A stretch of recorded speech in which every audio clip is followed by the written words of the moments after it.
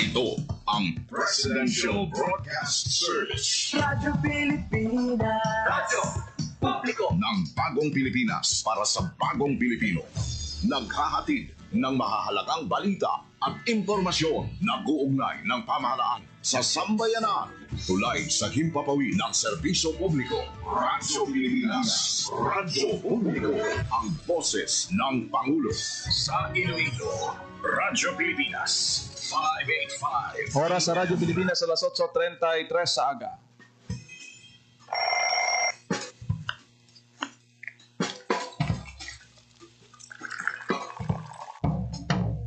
Aga sa Iloilo. Masako. Magahod. Mabagsik. Panibagong adlaw pagkatapos ng paghuway isang gabi antes. Bagong nga paglaom. Isa naman kapag himakas sa matahong nga palaabuton. Iloilo Morning, ang programa nga kaupod ninyo sa pamahaw kunaga. Magadulong sa labing ulihi nga balita. Mga istorya halin sa Iloilo, kag iba niya bahin sang rehiyon. Mga ginahuluhang balan, kag mga trending topic sa social media. Ululupod naton at tubangon ang maayo nga aga. Magpamati na sa Iloilo Morning. Diri sa 585 kHz sa AM band sang inyong mga radyo. Radyo Pilipinas Iloilo, the only government radio station in Western Visayas.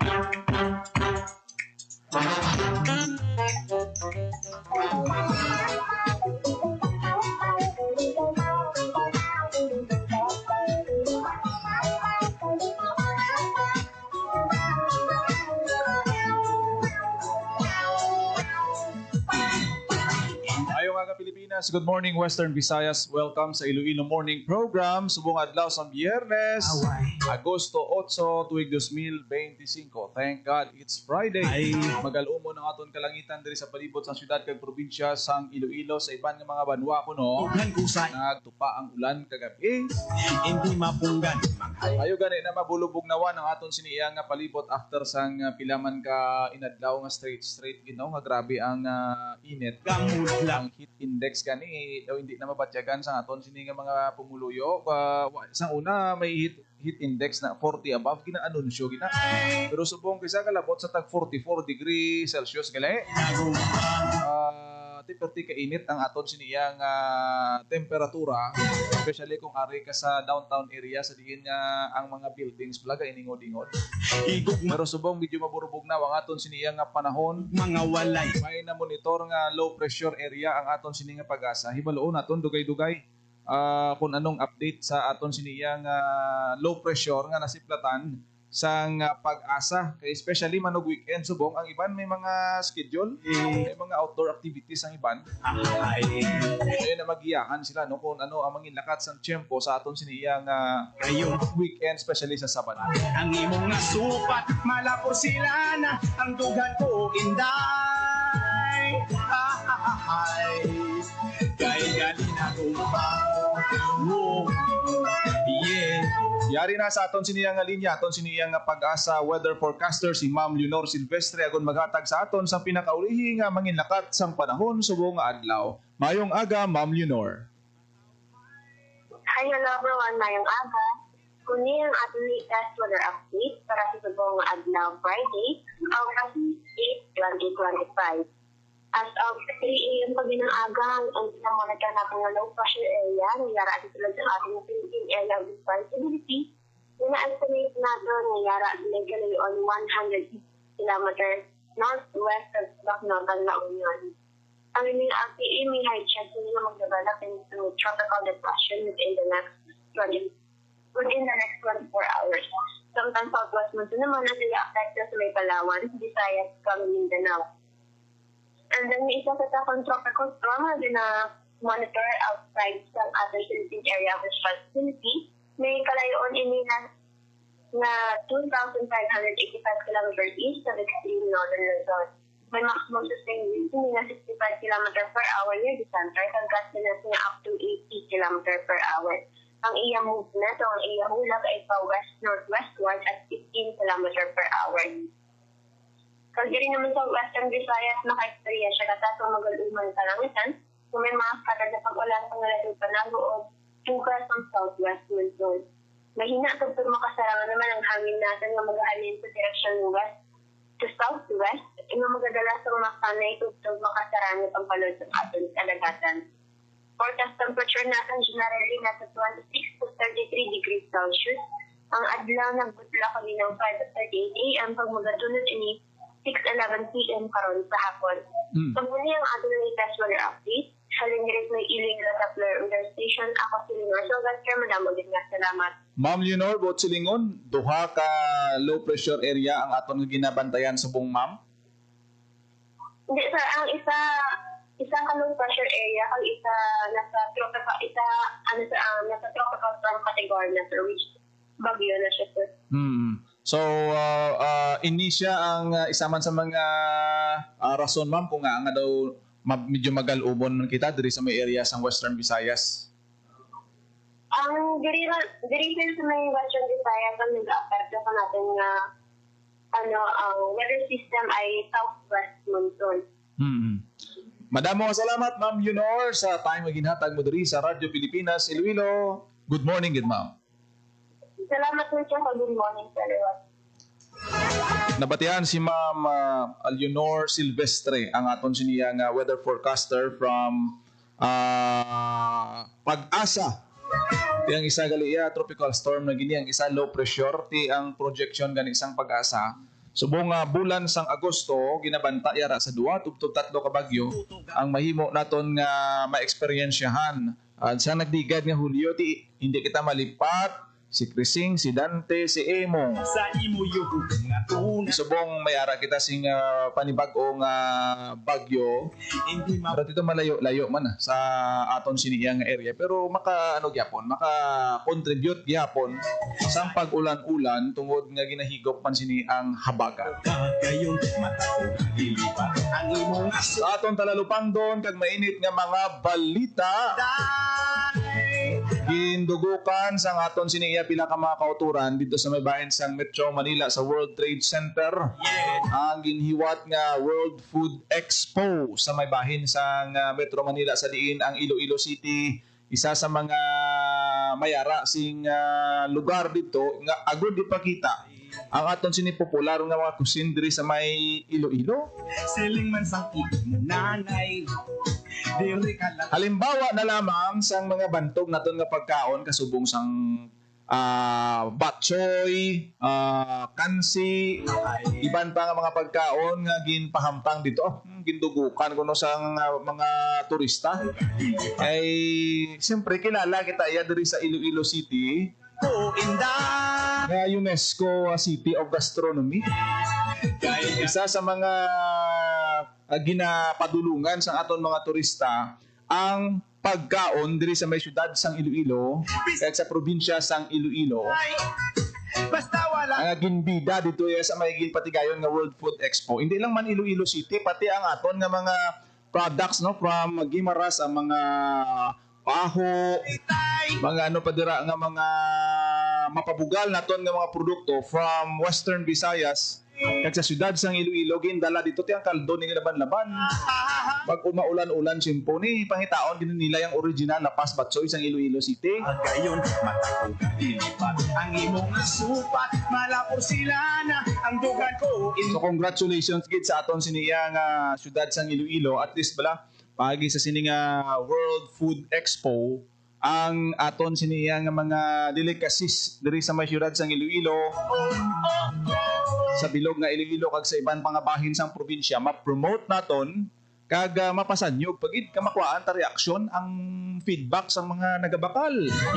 Iti pagsiling mo ya nga Iloilo City, UNESCO Creative City of Gastronomy, ang gasulod sa pinsar sang aton siniya nga mga turista nga ti makadto tato sa Iloilo kay makaon kita sang ila sini manamit ng mga pagkaon. Hindi Magluwas sa Batchoy, ginbida man ang mga produkto nagikan sa Banwasang Kabatuan. May tableya, ang buko pie, ng palangs buko pie, makalipay. mga chicharon, kagkadamo pa. Ilonggo flavors nga mga masin naton nga mga panamil kag timplang Ilonggo gindugukan gidito. So kung makita nyo sa aton nga mga litrato sang Iloilo City Government, Dugan ko. idamo nagapangayo sang kaldo to sa Batsoy matyagan guro kahubas ina to nga kwan kinaldiro guro nga kaldo. Iti pagsiling mo Batsoy wala na sang iban nga nagasulod sa paminsaron sang aton sini nga mga kauturan kundi Iloilo. Pagkanto sa Iloilo maano ta to, mabakal na to sang makaon kita Batsoy, mabakal kita biskotso, kag gun ano pa ti amuna ang masiling naton nga ti dako gid nga bahin, dako nga bagay para nga magsanyog ang aton nga turismo diri sa may Western Visayas. Ti dako ni nga bagay ang WUFEX 2025 o kun World Food Expo gin padulungan sa aton siniya nga syudad dito sa bahin sang World Trade Center sa Metro Manila.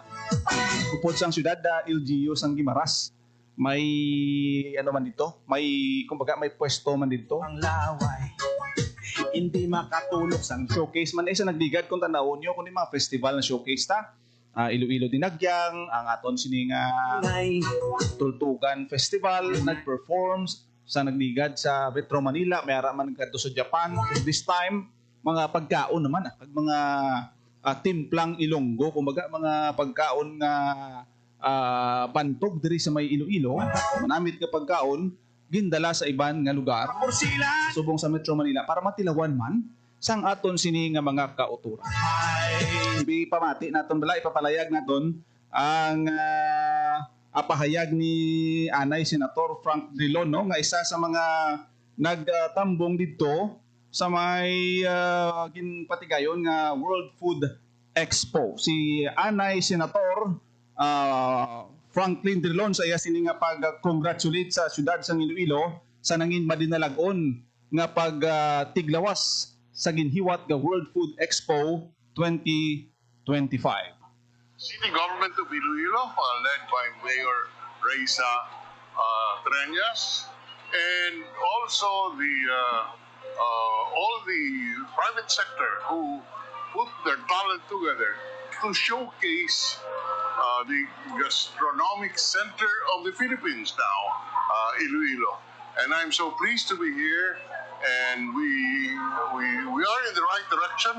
We should keep on exposing Ilonggo food to the country, so that because it really deserves to be recognized as the gastronomic center of the country. So again, my warm congratulations. We extend our invitation in behalf of Iloilo to our entire country and our kababayans to come over and have a taste of what Iloilo food is.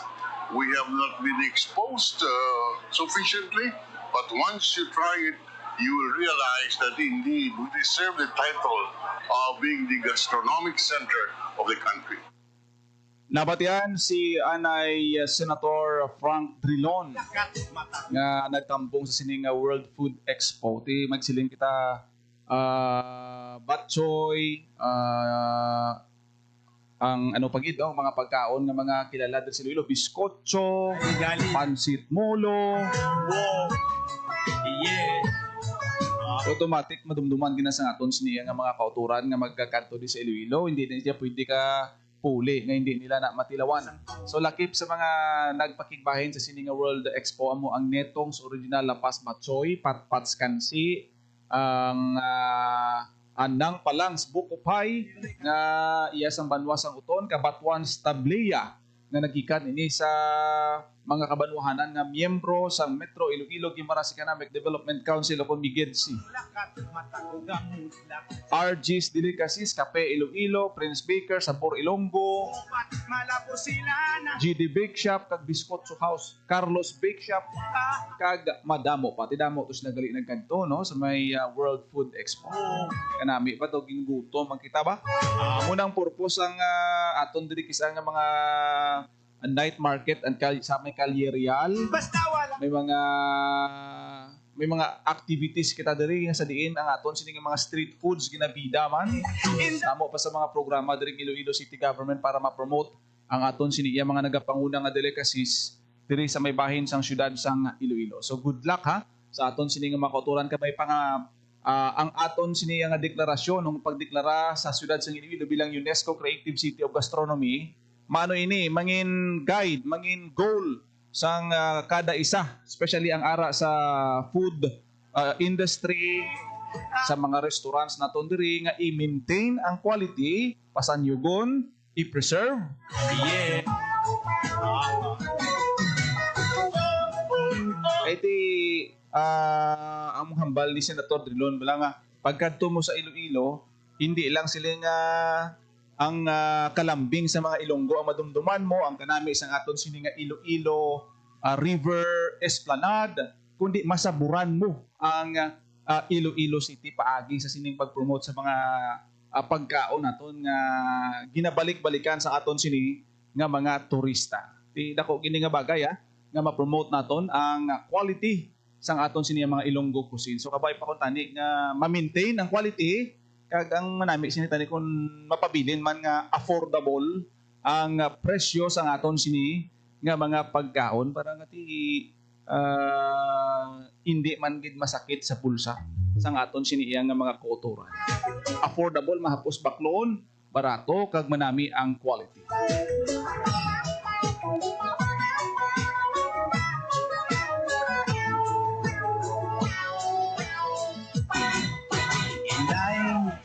Sa imong pag-iay.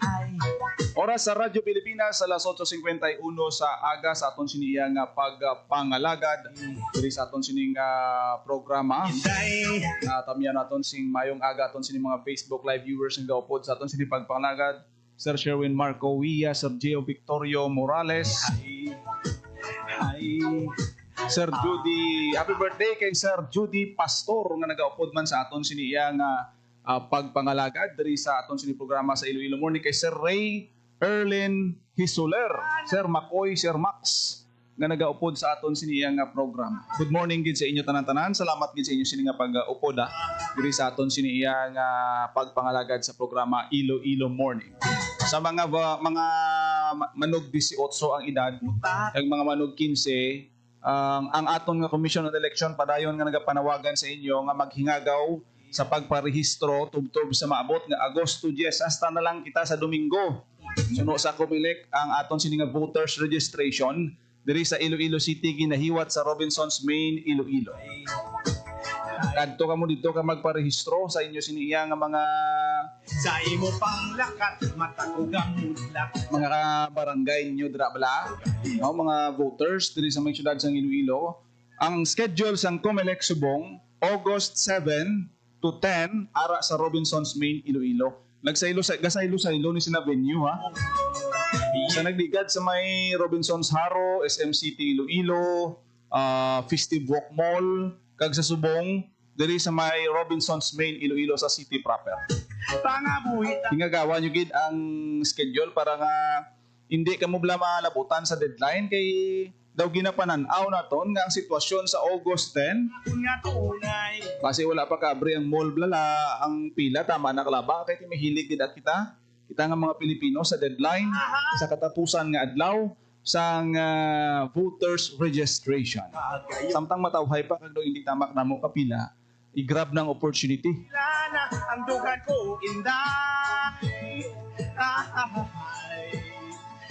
Gali na gumpa. Wala na kita sa tiyempo diri sa aton sining nga pagpangalagad sa programa Iloilo Morning. Ang iban pa nga mga balita at impormasyon mantayan sa iban pa nga programa sa Radyo Pilipinas Iloilo. Ako nagidamang inyo alagad kada aga Junel Baclaim. Mayong aga Pilipinas, God bless Iloilo. Radyo Pilipinas. Radyo Publiko. Radyo Pilipinas. Sa ASEAN, iisa ang laban pagdating sa kalusugan. Kaya't ang banta sa isa ay banta sa buong rehiyon. Ito ang diwa ng One Region, One Health. Alam niyo ba, noong kasagsagan ng pandemya, nagpadala ng tulong ang mga kapitbansa ng mga PPE, test kits at kaalaman dahil sa koordinadong aksyon ng rehiyon. Mabilis at maayos itong naiparating sa mga nangangailangan. Nagkaroon ng online training, palitan ng datos, at sabayang aksyon. Bawat bansa alam ang susunod na hakbang kahit magkakaiba ng hamon. Nagkaisa rin ang mga scientists at health workers mula sa iba't ibang bansa. Nagtulungan sila sa pagbabahagi ng research, pagbuo ng solusyon at pagtuturo para mas mapabilis ang tugon. At hindi lang kalusugan ng tao ang mahalaga. Minsan, ang sakit ay nagmumula sa hayop o kapaligiran. Lahat naramdaman natin yung impact ng COVID sa ating day-to-day living. And sabi nga nila, is yung COVID may have come from bats na tumalon sa ibang species and then eventually sa humans. So nagkaroon tayo ng ganung klaseng awareness na ang biodiversity loss, pag nangalaga tayo ng kalikasan natin, can actually support our efforts to prevent in the long term yung mga zoonotic diseases or mga pandemic. Kaya mahalaga ang kabuuang pagtingin sa kalusugan ng tao, hayop at kalikasan o ang tinatawag na One Health. Isa itong pagtutulungang paraan para sabay-sabay mapangalagaan ang lahat ng ito, lalo na laban sa mga bagong sakit, resistensya sa gamot at epekto ng climate change. Dahil sa ASEAN, mas mabilis ang tulong, mas handa tayo at mas ligtas ang bawat isa sa rehiyon. One Region, One Health.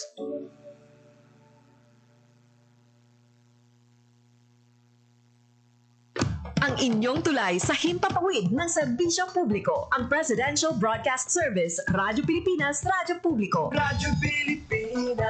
Radyo Publiko. Kinilala ng pang-international at prestigyosong Asia Pacific Broadcasting Plus Awards 2025 para sa kategorya ng Government Streaming. Ito ay dahil sa epektibo nitong pagsasanib ng mga tradisyonal na media tulad ng telebisyon, radyo at print para masabayan ang mabilis na pag-inog ng mundo ng digital at social media tungo sa mas epektibong paghahatid ng mahahalaga at napapanahong mga impormasyon sa mamamayang Pilipino. Kinilala rin ang Radyo Pilipinas dahil sa patuloy na pag-akyat ng rating. Ngayon ay matatag sa pang-4 na pwesto sa Mega Manila ayon sa pinakahuling Nielsen Radio Audience Measurement Survey. At sa social media, nakamit ang mahigit 2,000% pagtaas ng bilang ng mga sumusubaybay sa Radyo Pilipinas page sa unang bahagi ng 2025.